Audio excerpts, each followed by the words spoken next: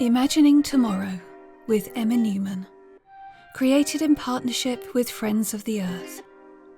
Episode 4. Financing, Fundraising, Moving. Imagine you're visiting a small farm as part of an open day.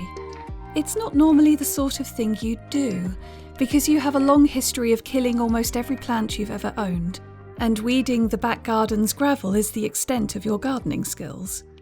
However, this farm has become something special for you.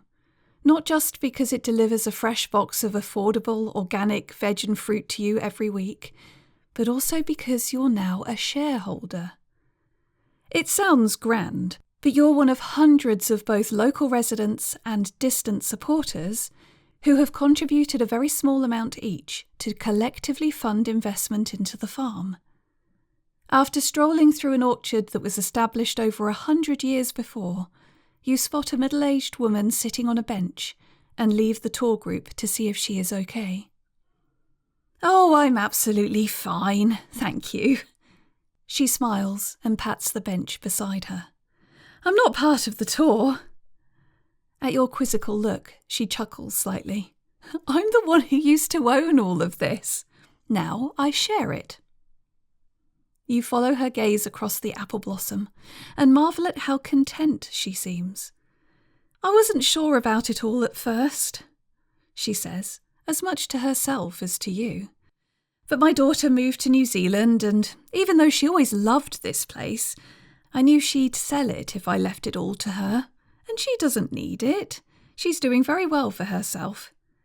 And then these suits came over from London, looking for land for Heathrow or something. As far as I could tell, they were thinking that if they bought up lots of farms and planted the wrong sorts of trees on them, they didn't have to feel bad about all the damage the flights were doing. I didn't really like the sound of that. Seemed all wrong-headed. Then I got chatting to a friend, and he told me there was a group of young uns looking for some land to rent, so they could start farming, and, well, it all snowballed from there. In a good way, you understand. But you still live here? Oh yes, up at the cottage, and my daughter will inherit that, and the garden, that's still mine. I'm here as long as I want to be. I just don't have to worry so much about keeping the whole farm going. It's difficult, letting go. But after Bill died, it just got harder and harder to run it all by myself. And now I have some money for my retirement." She reaches across and pats the back of your hand. "Sometimes you just have to be brave and let people in. Let them help." It's as if she can see how hard the last few months have been for you. "But how do you know that you're going to be okay? That you're not going to be turfed out or—" She laughs. "Trust is hard won, but months of working together and robust legal documents help. It's just like anything else in life. Hope for the best, but be prepared for the worst. Even the best-intentioned people fall out or mess things up. As long as everyone knows where they stand and what you're all working towards, you can make it work. I made sure that the co-op will always farm this land the way we always did. It's in the farm's constitution and was part of the share offer. Besides, what we've done makes it more likely it will always be here, long after I'm gone. It's like the resilience we've always created here with the crops. If I carried on struggling by myself, that's like having only one sort of crop, right? If something happens to that one crop, the farm fails. If I fell ill or died suddenly, the farm could have been sold on to people who don't care about the same things as Bill and I. This way..." She waves a hand at the tour party, being shown into a large polytunnel on the far side of the orchard. "There are lots of people making sure it carries on, feeding the soil, feeding the wildlife, and feeding the locals." She leans back, smiling again. "As it should be." That's just a snippet of a fictional future, inspired by the following conversations with people who are doing amazing things right now to combat or in some cases reverse environmental damage to create a better future for everyone. Join me as I explore their work and communities, and imagine a tomorrow that is building hope in a changing climate, instead of despair. This is going to start in a very bleak place, and I just need you to trust me, okay? I'm going to tell you some things about the murky world of finance and fossil fuels, and it is ugly and depressing. But I feel we need to know where we are now, so you can see why the solutions that I'm going to tell you about are so important and so heartening. I'm going to assume that seeing as you've chosen to listen to this, a podcast made in partnership with Friends of the Earth and clearly all about hope in the climate crisis, you don't need to be persuaded that reducing the amount of carbon dioxide and other greenhouse gases in our atmosphere is critically urgent. You don't need to be persuaded that a large proportion of those greenhouse gases are released into the atmosphere as a direct result of burning fossil fuels, and that we need to stop pumping carbon dioxide into the air as fast as possible if we are to have any hope of stabilising and then hopefully undoing the damage we've already done to the climate. We're on the same page on this, so I'm assuming you are just as keen as I am to see the phasing out of fossil fuel extraction, refinement and use as quickly as possible. And as part of that, seeing a massive reduction in the amount of money invested in new fossil fuel extraction and a massive increase in investment to facilitate the transition to fully sustainable, decarbonised, renewable energy. After all, we already have the technology to do this, and it is improving all the time.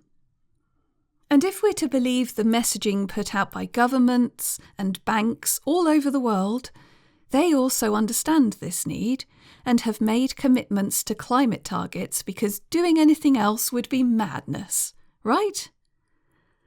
Well, the thing is, when you follow the money, all that messaging is just words, not deeds.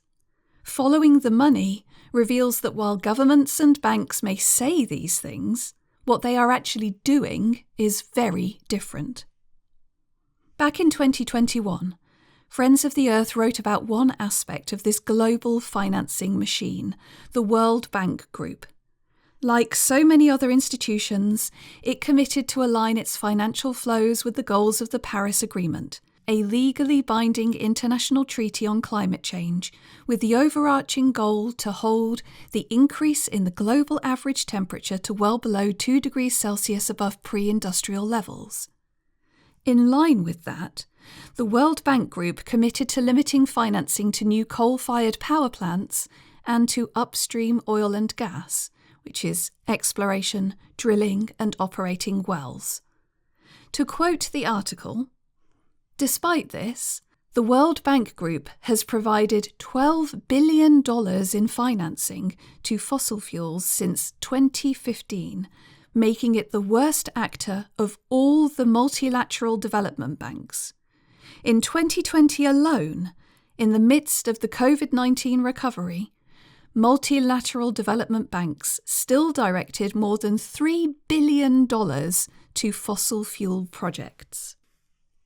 But that was back in 2021. At the time of recording, it's 2024. Surely things are changing? Well, according to a report by the non-profit environmental and human rights organisation Urgewald, in 2022, an estimated $3.7 billion in World Bank trade finance went to oil and gas. There is a link to both that report and the Friends of the Earth article in the show notes. As recently as September 2023, an analysis by Platform and Friends of the Earth revealed that £16 billion of the local government pension scheme is invested in the fossil fuel industry. I could go on, but I think I've made the point that there is a direct connection between the machine of finance and the perpetuation and continued expansion of the fossil fuel industry. And what makes this even more painful is that these banks are using our money to do this. thanks to the fact that they are required to keep only a fraction of the funds we deposit into current accounts, saving accounts, etc., as reserves, using the rest to loan out in order to profit from the interest on repayments. So even if you do all you can in your daily life to be as environmentally conscious as you can, depending on which bank you use, your money could be funding new oil and gas fields, or the aggressive expansion of fossil fuel infrastructure in Africa, or any of the other subsidiary industries that support these activities. If you want to see this explored in a devastating and yet somehow strangely entertaining way, I recommend a video by Rolly Williams of the YouTube channel Climate Town.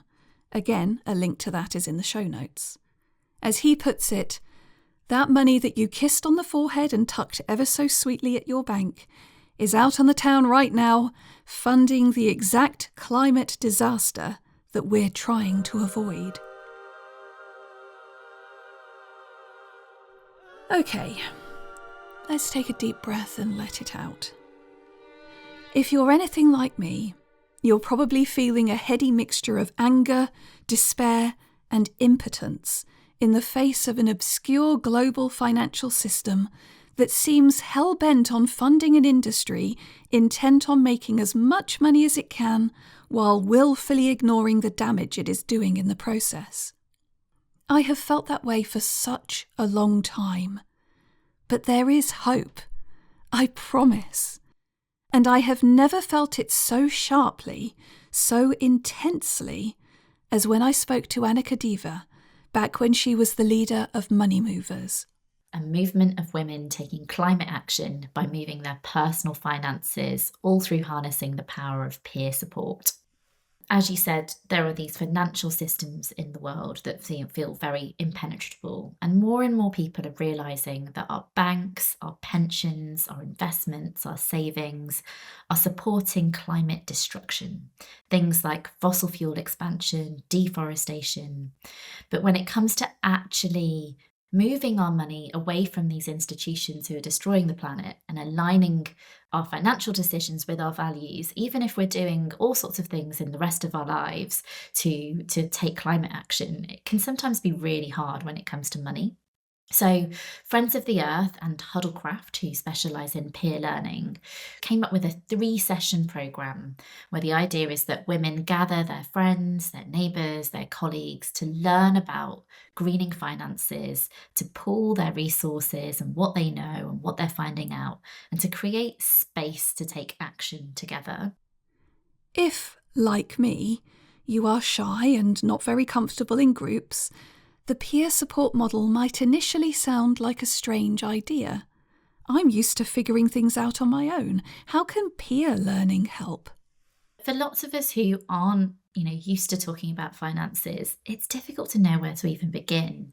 You feel stupid asking questions in a group to a financial advisor, to somebody on the phone with your pension provider. You're like, I feel like I should know this already. Why don't I know this already as a smart person who's switched on in the world? And sometimes that overwhelm can stop us even beginning to find out. And then when it comes to green finances, ethical finances, how to move your money in support of the planet, that can also be something that's like, where do I start? What do I do? How do I do this? And then life gets in the way. Jobs, family, day-to-day. So by joining a peer group, you have people around you to help break down that idea of, stupid questions. You're really only ever in a group with a handful of friends or neighbours or people you know pretty well.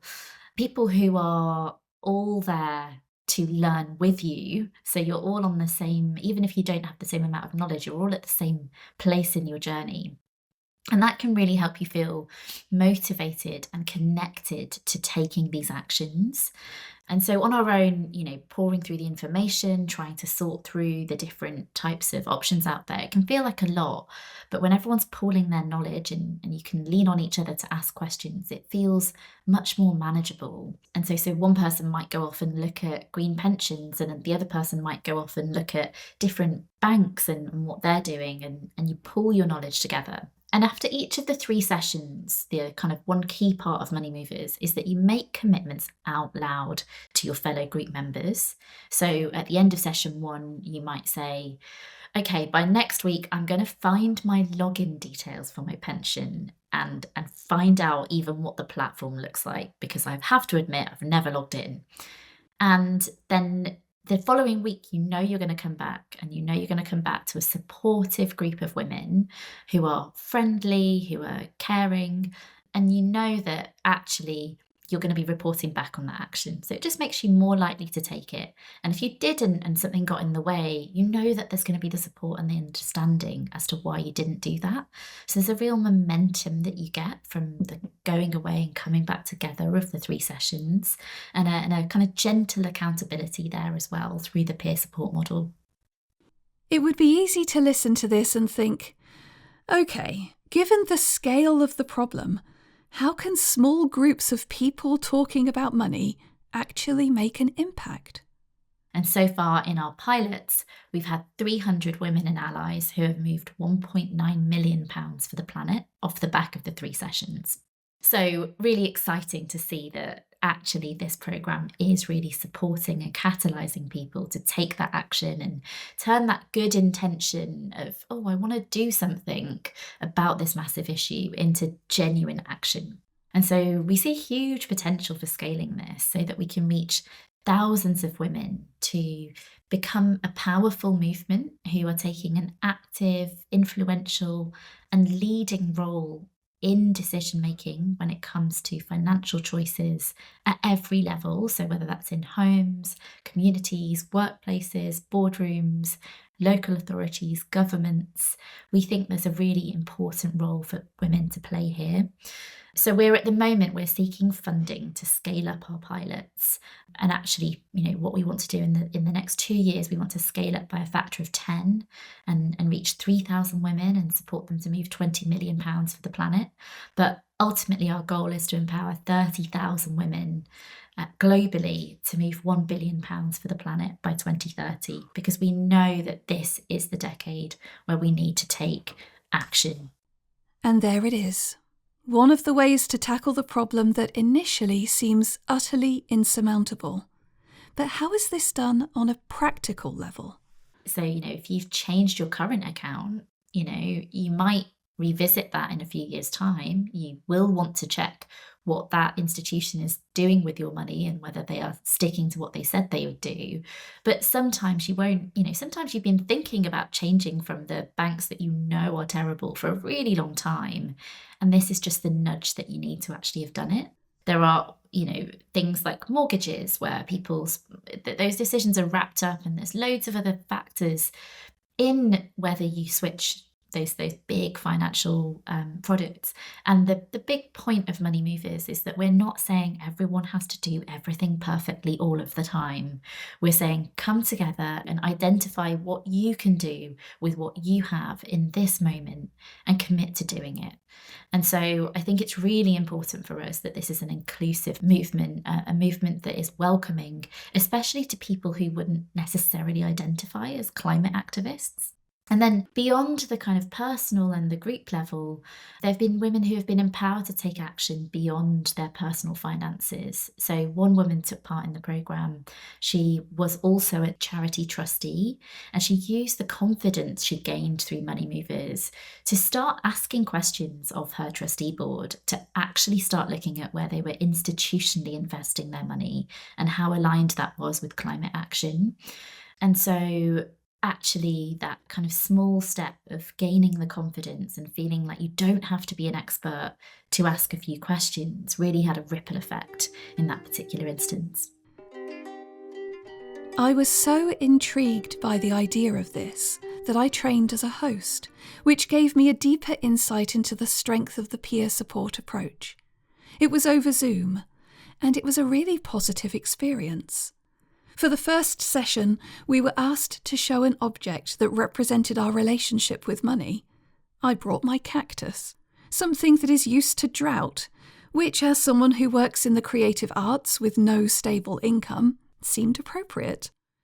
And something that is prickly, just like I am when I have to talk about my finances. I find it stressful and scary, and something that really surprised and heartened me was that the training was really centred around how to create a supportive learning environment, rather than anything to do with finances. And that's critical, because there are really strict rules here in the UK about who can give financial advice. When I went into the training, I had this erroneous idea that I'd have to learn loads of technical terms and do a ton of research on how different banks are investing our money. But that is not what being a Money Movers host is about at all. It's about facilitating a conversation that many people find hard, namely looking at how their finances are organised and what steps can be taken to rearrange them, if needed, to ensure they're not being invested in fossil fuel projects. But more importantly, ensuring that the space is safe and friendly in order to be able to have those conversations. Yeah, so the Money Movers programme as standard is 3 2-hour sessions that take place over 3 to 6 weeks. But what we've done is made it really flexible, and we've designed it to be a fairly short-term programme so that you're kick-starting action around this topic of green finances, because we know that climate change can feel too big, and it can be really useful to engage in something tangible and time-bound so that you know that you can dip into it, contribute to this wider movement, and then keep doing things in your own time, on your own timeline. So we've tried to make it really flexible to account for the fact that people have got so much going on in their lives, but they still want to take action. Some groups have hired financial advisors to come and speak to them about their options, after having had the support within their group to start identifying the gaps in their knowledge and gathering all those important pieces of paper and getting login information sorted. You know, all those tiny little barriers that seem huge in our heads until we actually do them. There have been other benefits for participants too. Yeah, there's been lots of different outcomes that we wouldn't necessarily have expected. You know, we found there's been a real personal empowerment for people who never saw, for example, investing as something that was for them. They, felt like that was about making money and, making off the profits of companies they didn't believe in. And the focus on climate impact helps bring a new lens to this idea of, oh, I can invest my money and create positive impact in the world. So that kind of personal empowerment piece has been fantastic. The connections between women in the groups has also been incredible. There have been groups who haven't known each other that well and have become like firm allies in this kind of climate action fight. And then there are other groups who have been friends for over a decade and have never had a conversation like this before, ever, and have really delved into these topics that can be very personal around finances and what our dreams are for the future, which is one of the kind of questions we ask in the sessions, where women have, had with friends who they've known for a very long time, just they've been able to go even deeper into those relationships and those connections. I asked Annika about the gender aspect. Why women? And whether it could include people of marginalised genders too. The patriarchy has often excluded people of marginalised genders from these conversations and excluded people who don't have super traditional either jobs or lifestyles. And so the Money Movers community programme is open to women and also non-binary people who feel more centred in women's spaces. Our corporate programmes, we've actually been piloting mixed gender groups within companies who are bringing this programme to their employees, and the response has been really positive so far. So we also do think that there is absolutely a role for men in this movement. We're just focusing on where we see the most urgent need at the moment, which is with women and people of marginalised genders. We get asked a lot, why did the pilots focus on women? And it came from this idea that research found by the kind of initial team at Friends of the Earth, the experiments team who are looking into this, found that 83% of women surveyed care about where their money is invested, and 69% of women feel a sense of urgency to invest responsibly. But then when you look at the finance industry, it's not done a great job of connecting with women. Many women report feeling disengaged from personal finance, less confident about managing their money, and feel patronised and talked down to by financial advisors. And when you look at the stats, approximately 16% of independent financial advisors in the UK are women. And when it comes to our money, especially long-term finances, the majority of women, 62% of women in the UK, leave long-term financial planning to a husband or a spouse. The impact of that historical exclusion is stark. And so there are these huge financial gaps when it comes to women in terms of our confidence and our feeling of what we need to make decisions, but also how much money we're set to have in the long run. So at the age of 65, women's pension pots are about a fifth of the size of men's. So women are reaching retirement with, on average, £145,000 less in their pension savings than men. So we've got this kind of growing awareness that pensions are a really powerful tool for taking a stand and taking action on climate change, with, the Make My Money Matter campaign showing that moving your pension to a greener pension has 21 times more impact on climate change than stopping flying, going vegetarian, changing energy supplier combined. So our pensions are really powerful, and yet women are being left out of using that power when it comes to our finances. When I was researching this, before interviewing Annika, it made me wonder if it's only for people of high net worth, rather than people like me, who do not have a lot of money, nor a highly paid job. I only have a state pension. How much impact could I have? So with Money Movers, we say that if you've got a bank account or if you've got a pension, Money Movers is for you. So the power in Money Movers is that we're adding up all of the money we're moving to our grand total, and every pound we move shows that we're using the power we have to call for institutions to make greener choices. And for us, the numbers of women involved in this are really important. We're showing that there is a groundswell of women who care about this and want institutions to take real action, who want to use their power when it comes to financial decision making. So if we had one wealthy woman who is a billionaire who moved her £1 billion, that would obviously be fantastic, but that isn't success for us. We really want to create a movement. And so for many people, if they have a workplace pension, they have something that they can look at. Or if you've got a bank account, for many people, they might not have a big savings account, but even the concept of having a savings account and putting that somewhere where you are thinking about the future can be a really valuable thing for everyone.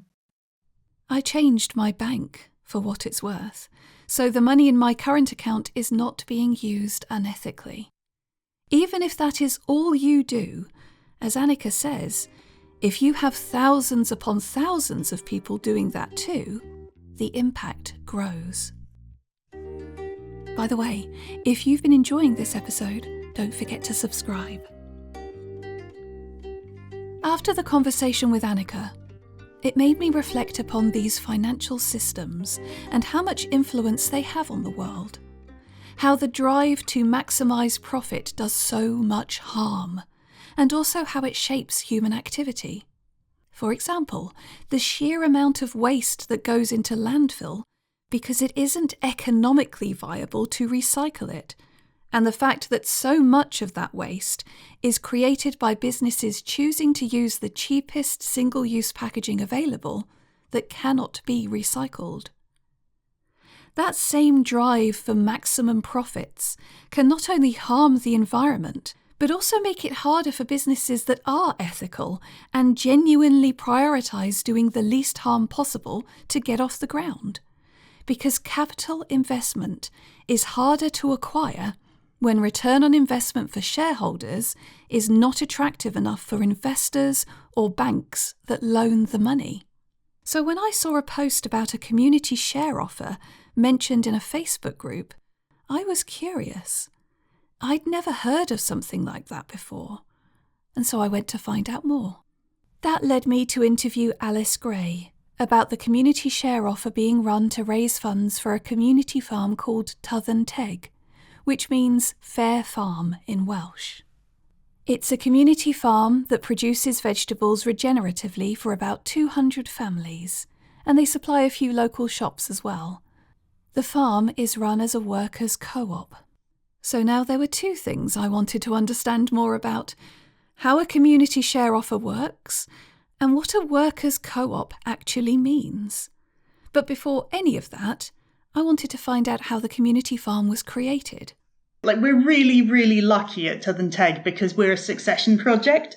So we took on an already functioning veg box scheme that was set up by the farmers who had this place before us. So they are the ones who actually converted it from a livestock farm to a sort of organic veg farm and started running a box scheme and put in all the infrastructure that we kind of rely on.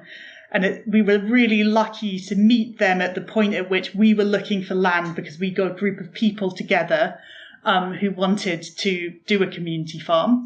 And they were looking to retire and sell up. It was kind of a match made in heaven, really.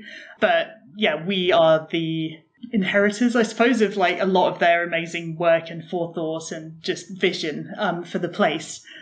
And, we took on a functioning business, which was, a huge ask for us because we hadn't done any commercial farming before when we took it on. But we were actually also really lucky to be able to have some of our team train with them as well for a season. So there was a really nice handover process, and we didn't have to build everything from the ground up. And then since we've taken it on, I guess, the change was that we became a cooperative because they had been a couple working together, which, is a model that a lot of farms follow, but none of us were related to each other. We were just a bunch of friends who wanted to do a project together.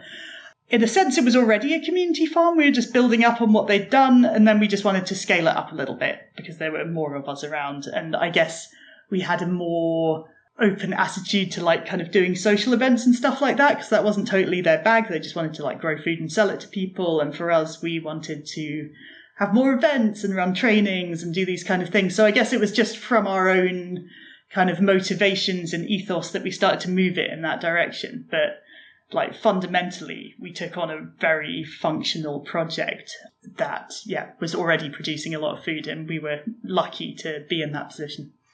Tydden Teg is also a regenerative or agroecological farm, which is something I am very excited about, as it's all about using farming practices that actively restore and improve the health of the soil, rather than depending upon industrialised practices that create a dependence on chemical interventions and have harmful impacts on waterways and soil health.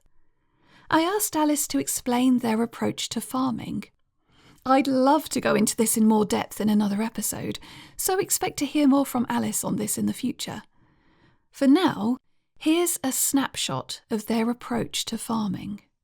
We want biodiversity to increase, and we want the soil quality to improve through our farming effectively. That's what we're kind of aiming at. In a nutshell, the soil is really, really fundamental. We've got a motto, which is always covered, always a root. So a really foundational understanding we have is that soil without plants can only really degrade and die, because plants supply carbon to the entire below ground population of the soil, and make sure that you actually have soil biology. Soil without biology is just a sediment, actually, because soil is a living ecosystem. So in the same way that the above ground ecosystem relies on plants as the sort of foundational producers, so does the below ground ecosystem. So we use a lot of cover crops, and we always say, if you haven't got something better to put in, then don't take it out. So that's how we do cropping. We try and have continuous cover. We've got a 31-acre farm, and 10 acres of it is under woodland, actually. So we have a lot of hedgerows and woodland and flowering plants in those places that also support a lot of biodiversity. So there's really a lot of birds around as well, and hedgehogs and all sorts of nice things. And then we also have some companion planting. So we try to grow quite a few flowers in between the crops as well. So again, just trying to amp up that diversity. Also because, it's a tenet of agroecology that we try to let ecology do a lot of the heavy lifting for us in terms of kind of pest control and stuff like that. So we're always just looking to kind of nudge things in a direction rather than really be in control of the system. And we grow a really big diversity of crops as well. So let's get back to the community share offer. So the basis of that is that When we bought the farm, we were really lucky to get a very friendly loan from the family of one of the founding members. So they lent us the money to buy the farm, but they lent it to us like for a limited time. So we were supposed to pay it back, obviously, that's how loans work. And our plan all along was to do a community share offer. So effectively to switch that loan, which is a debt, into like equity from supporters. So there's lots of ways of thinking about community shares. There's like loads of big words around it. Like one way I like to think about it sometimes is that we're looking for like 100 landlords or something like this. So we're kind of looking to transfer the farm into the ownership by like many, many people. And one way I like to think about that is if you think about like nature, diversity is resilience. So if a natural ecosystem has lots of different creatures kind of fulfilling a role within it, then it is much more resilient to shocks, because if anything happens to any of those populations, there's others. Like in ecology, we call them guilds, like creatures that do the same function within the ecosystem. Anyway, if you have lots of guilds in an ecosystem, then the ecosystem is much less likely to collapse because it could afford to lose a couple of species. So if you think about that in terms of the ownership of land, like a lot of people will get in a position where they need to sell up, a bit like John and Pippa had to sell up because they wanted to retire. And as farmers, like all of your capital's kind of locked up in your assets and you need to sell them if you want to have any money when you're old. You don't tend to make loads of money in your lifetime. So yeah, if you kind of think about that and think of a farm with 1,000 owners, if like one of those owners is like, actually, I want my money out because I need it for something else. Okay, fine. Like we're trying to be in a position where we will just try and find someone to buy those shares out. So that's our kind of strategy. So that's one way of thinking about it. And then the important thing to recognize is, so it's like withdrawable shares. So if you put your money in, you should be able to get it out again in the future if you want it. And also your money earns interest. So it's not like donating your money to something. It's also trying to kind of build in an idea of fair shares where, the providers of capital are kind of rewarded for putting their capital in by the payment of interest to them, which is paid by the business, kind of like you pay rent. You kind of look on it that way. And yeah, the workers are paid properly and the prices are fair to the customers. So it's trying to have like a really sort of fair shares business. I guess the clues are in our name as the Fair Farm. The first round of funding through the community share offer was a huge success, raising £125,000. There will be more opportunities to invest in Tydden Teg, so if you're interested, check out their website in the show notes. All of the people who invested had the choice of receiving a 3% return on their investment or to donate that interest to Tydden Teg's Community Solidarity Fund. So the Community Solidarity Fund is there because we wanted, as a farm, we've always kind of had this ideological commitment. We want to improve access to food for people everywhere and to support ventures around the world that are doing similar work to us. So to be part of a sort of global network for change rather than just thinking of ourselves as one sort of isolated farm. Basically, we want to kind of have a running fund to do that. And to give an example of the sort of projects we mean, it'd be really nice to be able to offer subsidised veg boxes because it's this uncomfortable position for a lot of regenerative farms. Basically, we want to kind of do this universal food project where everyone has access to good, healthy food. And yet food is so artificially cheap in the supermarkets. What you're competing with is an industrial system that abuses human rights and destroys the planet. And that's the cost of food, but people don't actually have to pay for that cost. Although, if it doesn't stop soon, everyone will pay. People are paying for it around the world. It's just not us. But anyway, so you're up against that. But, you're in a position where you kind of have to charge more for your food because you don't want to abuse your workers. But then that food becomes this kind of elitist thing that's only for middle class and wealthy people, which is not what we want either. It's kind of running a bit counter to our ethics. So we kind of wanted to create this accessibility. Not that I've got anything against middle class and wealthy people, but we want it to be accessible for everyone. So with the Community Solidarity Fund, what people can do is they can choose to donate their interest. They can say, okay, we've said, we will pay 3% interest. And they can say, okay, I don't actually want that to be paid to me. You can put it into the Solidarity Fund. Then we've got a fund there that we can say, okay, we can afford to subsidise this many veg boxes this year. And that's just one thing. But, we could also afford to put on an open day or like run educational visits for school groups. That's kind of hard to do when you're farming because the margins are so slim on your business because of this like artificially cheap food situation that we're kind of going through. The artificial cheapness of supermarket food demonstrates another way that finances perpetuate a system that prioritises profit over the environmental and human cost of producing food in an ethical and environmentally regenerative way. What I absolutely love about the innovative way Tydden Teg has approached this is to offer their investors a way to level the playing field, so to speak, to give them a way to farm regeneratively and still get affordable food to people, without letting the drive for maximising profit drive down workers' wages or pressurise them into harmful farming practices. There are other ways the fund is used. The other thing that we've always done as much as we could is like run a lot of fundraising dinners to support projects in the global south. So like a couple of examples we did last year was to support the Kenyan Peasants League Women's Collective, because they were setting up like a self-sustaining women's shelter because like the land law in Kenya dispossesses women when their husbands die. It's just the way that inheritance happens to work there. So they were trying to create these refuges where women could go and grow food together and like have a place to live. And we wanted to support that and support them in buying land. So we like put on a great big fundraising dinner, got everyone to come, cooked loads of vegetables with our friend who's an amazing vegan cook, and then like passed all the profits along to them. So the Solidarity Fund is also there to kind of support that. And that was like an innovation that we built into the share offer that isn't normally there, that we were just like, oh, well, we'll do this. But, like you can innovate. So I guess what I'm saying is quite open for you to like, I'm a permaculture designer, so I kind of like lent into permaculture ethics to sort of guide the ideology of the design, as we kind of do to guide the ideology of the farm a bit as well. There's quite a lot of overlap there. But, you can bring your ideas. In the end, it's a design, and you can take possession of that and make it do what you want.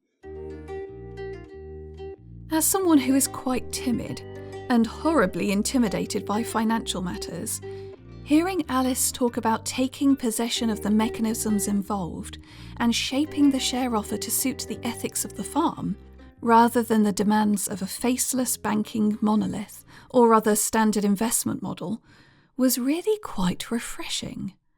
And this brings me to the other aspect of Tydden Teg that I mentioned before, the way that it's run as a workers' co-op. So fundamentally, it means that no one is the boss. So this confuses a lot of people when they come and they're like, who's in charge? Which is like, everyone and no one. We're all in charge. So that's part of it. So what we try to do is what we call like authentic power sharing, or sometimes you'll call it like sort of horizontal governance as well. So meaning that no one is higher than anyone else.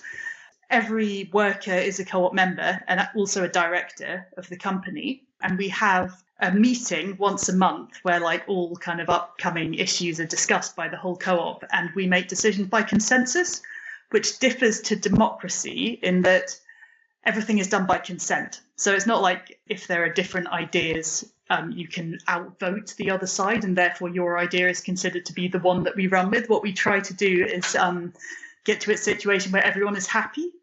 There's some sort of foundational ideas there, and one of them is that the intelligence of the group is bigger than the intelligence of any individual, so that the group will come up with a better idea than any person can come up with.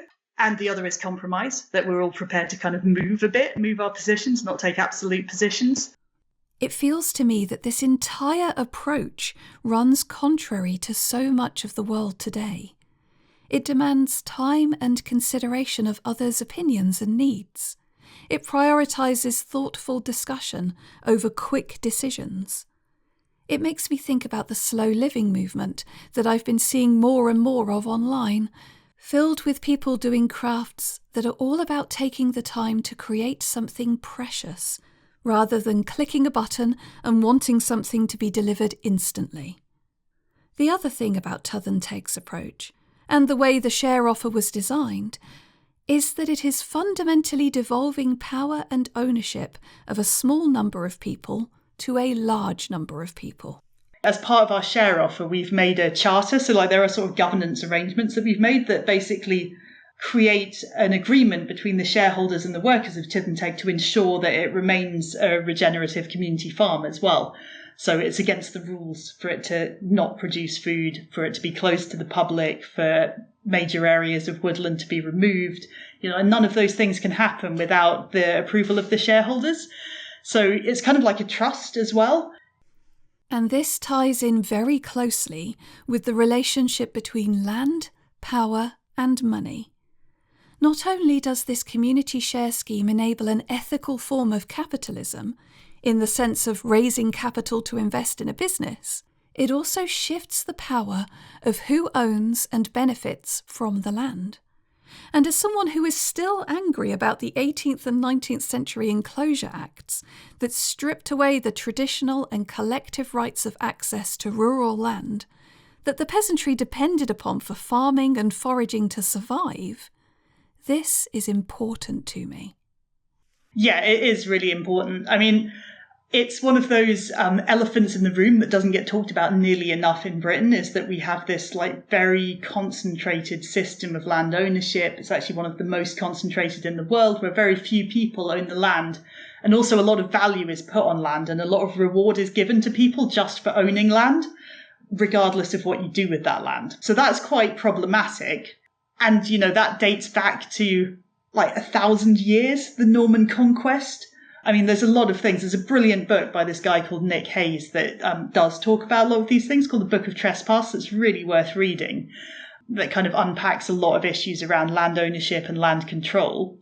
So one way we can look at community shares as well is this is a way in which the regenerative farming movement or the rewilding movement can get land into the control of people by clubbing together to buy it out. The ideology of community shares is that actually there's a continuity in there as well.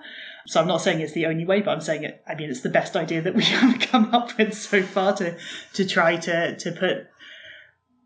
try and put our farm into trust as well, and also think beyond ourselves, because, we're a workers' co-op, which also means that we're pretty flexible on who is working here. Could be me. I won't work here forever. We're trying to make space for people to come up and make a succession possible. And that's easier if the land is held by the community, so that there's an interchangeability there as well, that things can kind of flow forwards. And, it's really not then depending on a few people. It's a sort of resilience that's built into it. But yeah, I don't want to keep harping on this one idea, because obviously there are many ways of doing things, and in many ways a sort of diversity of strategy is probably one of the most important things for our movement at the moment as well, because diversity is great, and many ideas, many approaches, everything is so context specific in the end, whether it's going to work or not, that really depends. It's a bit like land itself and farming. You've got to look at your context and respond. I love big ideas, but I love practical advice on how to implement them even more. So I asked Alice for any advice she could give to anyone who is interested in doing something similar. Of course, the major obstacle is access to land in the first place, and that is probably a whole episode in and of itself. But let's say you are already running a farm, or you have access to land. So I'd say really try to assemble a good team. As a co-op member, I can say that, however annoying people are, which sometimes people are very annoying, having a team around you is so sustaining. You could afford to go away, you can go and see your family. If something happens, you can leave the land. So, having resilience in your enterprise by having some good people do it with you is really important. So finding some good people to work with. And then I would say, really invest in process. Do think about it. Don't just assume, we're all friends, we like each other, everything will be fine. Look at your governance arrangements and try to come up with, governance arrangements that you have agreed together, agreements, and build those in as well. And when it comes to community share offers in particular? Anyone can do a share offer. There's nothing to stop anyone from just doing one, although do read up on it, because there are things you need to think about. I would say read up on it. There's a lot of information out there that can help you, and look at some share offers. Our documents are all online. I believe Stroudco did an offer, Kindling Trust have done an offer, so quite a few organisations have done them. If you look at their documents, that's one thing. The other thing I would say as well is that we have had quite a lot of help from consultants because it's a little bit complicated. And I've definitely, as the sort of driver of this from the co-op, I was the person who was kind of coordinating the share offer. I've had my hand held by some brilliant consultants from the Community Shares Company.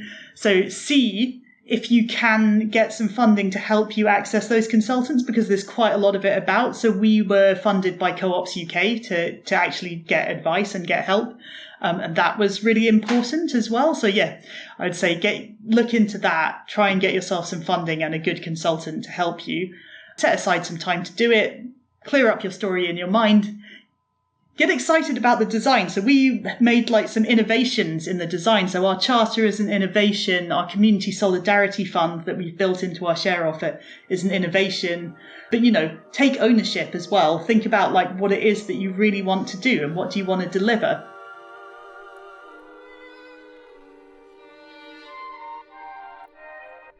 Of course, being a science fiction writer, I can't help but look at the achievements of Money Movers and the success of the Tydden Teg community share offer without wondering if these approaches could bring about large-scale change so desperately needed. So I talked to multiple award-winning author and all-round lovely chap, Adrian Tchaikovsky, asking him if he felt, as I do, that shifting investment away from fossil fuels could create a tipping point in the right direction, or whether that is the sort of thinking that can only exist in utopian science fiction.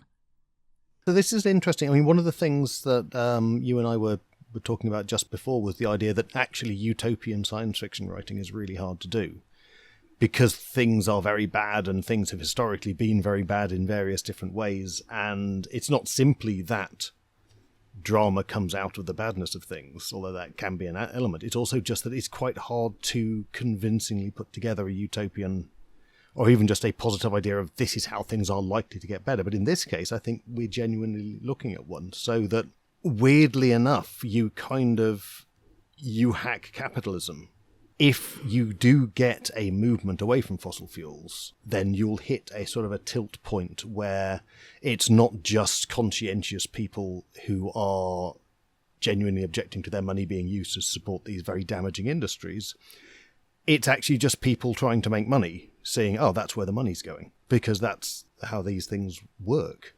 And also, we're in this situation where the reason the fossil fuels industry is being so fantastically aggressive about things, and the reason that movements like Just Stop Oil are being demonized so much, is because actually we are nearing that tilt. This issue that has been very long known about and very long minimized, we're getting to the point where really the majority of people are genuinely concerned and know where the problem is. So what happens when you take investment out of the fossil fuels industry?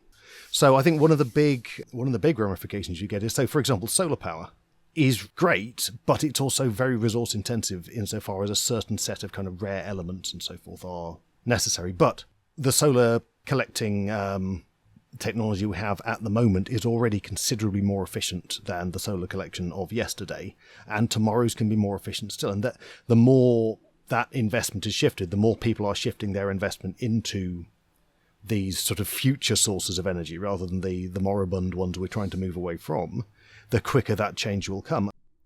Taking this idea down to the level of very local infrastructure, I asked Adrian if he thought that the community shares approach could help to tackle the problems we're seeing now as a result of long-term underfunding. Yeah, I don't think it's too much of a pipe dream to think of that sort of project might actually be a viable investment opportunity, because of course we're talking about shifting of investment, not just sort of money coming out of one bucket and going into another. We're talking about people making an active choice to invest in something as as something that is going to pay out. But I think all of those things, that local infrastructure, that use of land, these are all things that could end up in that kind of category of this is a low yield but secure investment opportunity in the way that bond and so forth are. I think that absolutely could be a thing. We had an interesting discussion about whether an increase in community projects using the same tools as Tydden Teg could start to have an impact on the political landscape. What if you had so many different community projects and also ethically generated and managed capital projects involved in generating energy from renewable sources? Could that add even more collective pressure on government to end the awarding of new licenses to fossil fuel extraction? Or prioritise upgrading the national grid to be able to manage an influx of renewable energy projects? Even if it became an enormous movement, even if the technology became readily available, suddenly every little community was kind of parceling itself off energy-wise, or even kind of setting up its own kind of energy market. If that's being done at a kind of an individual level, there's no obvious pressure on a government other than the sheer sort of democratic process itself. If everyone on the ground is on board with this, then ideally you are electing people who are not going to start legislating viciously against it. But beyond that, the idea of government policy changing is a little iffy, because you kind of feel who has access to the government, who is whispering in the ear. It's still going to be those power companies or whatever who are trying to cling on to what they've got, and at this point would be seeing this enormous threat to their, so to speak, way of life. And obviously one of the things you've got in the moving money thing is the idea of you educate people. You have people who go out and train, and you get this expanding ripple, which gives you a network.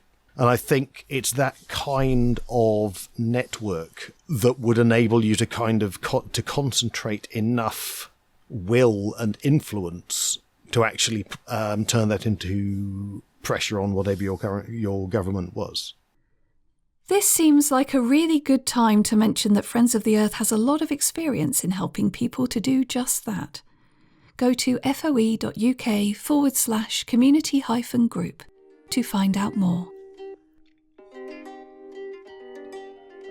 Circling back to the really big picture again, where I started this episode.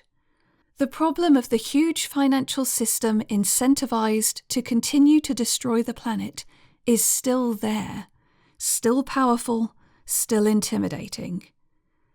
But now, can you see the way we can come together to undermine it? As Alice said, in the face of the sort of enormous entrenched political inertia to deal with the climate crisis that we are facing with, this is one way that we can empower ourselves, like as a community, to just say, okay, that's enough. Like, we're not waiting for the government to sort this out because they don't seem to care about sorting it out. We'll sort it out ourselves and like make things happen that we think are good. And yeah, if we kind of band together, we can do that. the Money Movers movement starts with building safety and trust within a small group. So did Tydden Teg, and both in similar ways, actually. By looking at how to build in an agreement on how to do things right at the start, by defining what safety and good practice looks like, so that everyone can then feel safe enough to start tackling difficult things and building something that can grow and support others. And these aren't just some soft ideas that don't manifest anything real. Remember the analysis of local government pension schemes that I mentioned at the start? Well, that same analysis also uncovered that two funds with the lowest proportion of their investment in fossil fuels are in Wales, reflecting the impact of the Welsh Government's support for fossil fuel divestment in 2022. Remember Urgewald? Well, their amazing campaigning back in 2014 persuaded the bank managing the Central Pension Fund of Norway to adopt a coal phase-out commitment in 2015. That pension fund was the second largest in the world, and at the time was one of the top 10 investors in the global coal industry. That campaign led it to divesting $6 billion from the coal industry. Thanks to the impact of that in the finance industry, between 2015 and 2017, Norway's pension fund and the insurance giants Allianz and AXA collectively divested coal assets worth $26 billion. The millions of pounds that Money Movers has already encouraged small groups of women to steer away from fossil fuel investments, the commitment to fossil fuel divestment from the Welsh Government, the divestment of billions of dollars from the Norwegian pension fund, all of them, started with small numbers of people following the money, campaigning and educating and supporting people to make better decisions with their investments. As Captain Picard said in Star Trek: The Next Generation, things are only impossible until they are not. I think I'm really starting to understand that now. Please do subscribe if you've enjoyed this episode, and if you have a moment to leave a review, to tell a friend about it, or mention it on social media, that would be wonderful. You've just listened to an episode of Imagining Tomorrow, brought to you in partnership with Friends of the Earth. It was researched, written and produced by Emma Newman. To find out more about Emma's work, go to www.enewman.co.uk. If you'd like to find out more about how Friends of the Earth can help you and your local community to take action on a wide variety of issues, and maybe make some friends in the process, then go to foe.uk/community-group. Details about the people featured in this episode can be found in the show notes at foe.uk/Imagining Tomorrow, along with some resources you might find helpful. Have you got a similar story of hope and innovation to share? Have you been inspired by this episode?